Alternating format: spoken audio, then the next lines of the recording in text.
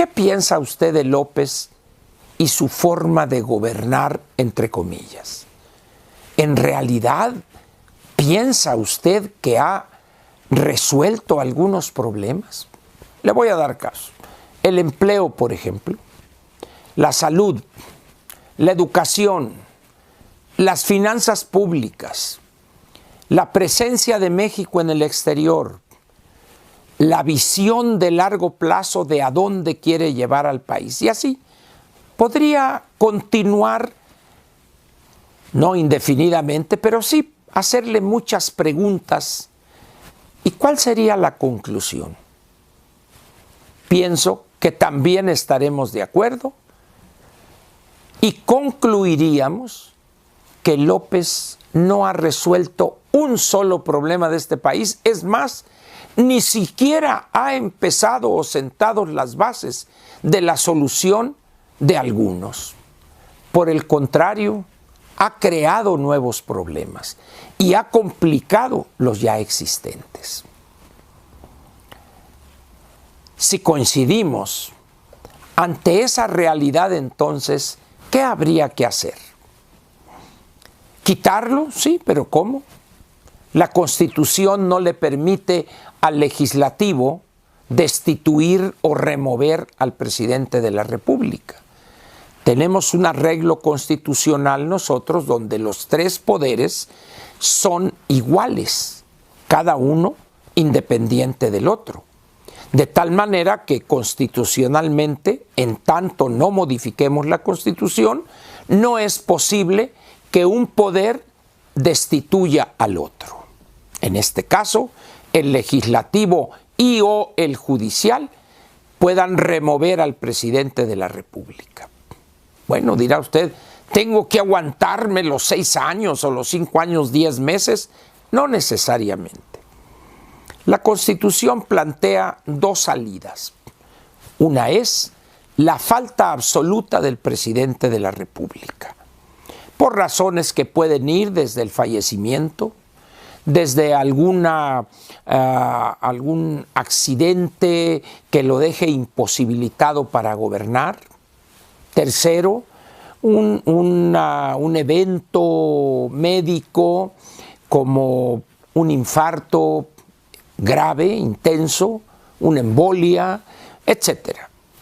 De tal manera, pues, que estaríamos, y la muerte, por supuesto, ya lo dije al principio, estaríamos entonces ante una situación que la Constitución llama la falta absoluta del presidente de la República. Entonces, entra un conjunto de medidas establecidas en el artículo 84, de tal manera que el Congreso entra a tomar ciertas decisiones que desembocan en algún caso en un sustituto o en un proceso electoral nuevo para elegir a uno que sería el sustituto. Y la otra vía es la renuncia por causa grave, dice el artículo 86. Es decir, que el presidente mismo, ante la situación que ha generado él por sus conductas erráticas, su visión atrasada, recuerda usted que yo empecé diciéndole que podría darse el caso de un gobernante que en vez de resolver problemas o sentar las bases de su solución, no solo complica los ya existentes, sino que además crea nuevos problemas. Y podría ser de tal gravedad la situación que ha creado que en un determinado la gente salga a las calles a exigir su renuncia.